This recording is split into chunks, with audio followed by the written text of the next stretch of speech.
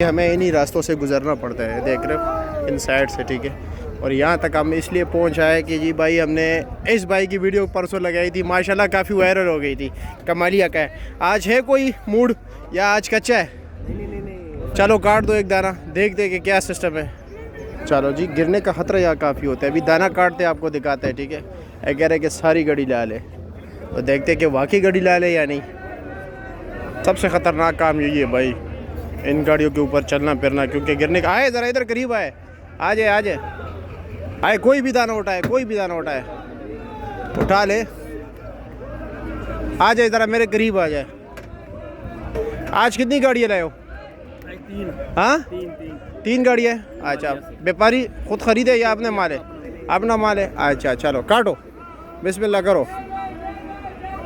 चलो जी,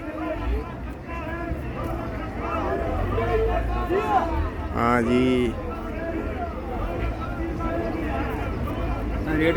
इस वक्त मेरे ख्याल में सारा माल लाल ही लाल है। रेट कम है आज, रेट काफ़ी डाउन है। 2,20,000, 2,00,000, 2,30,000 चल रहा है। परसों आपकी गाड़ी कितने की बिक गई थी? 4.25 लाख की। हाँ, आज रेट काफ़ी डाउन चल रहा है। हाँ जी, नहीं ज़बरदस्त है, ठीक है। उस जैसा नहीं है लेकिन फिर भी बेहतर है, उस जैसा नहीं है, फिर भी बेहतर है।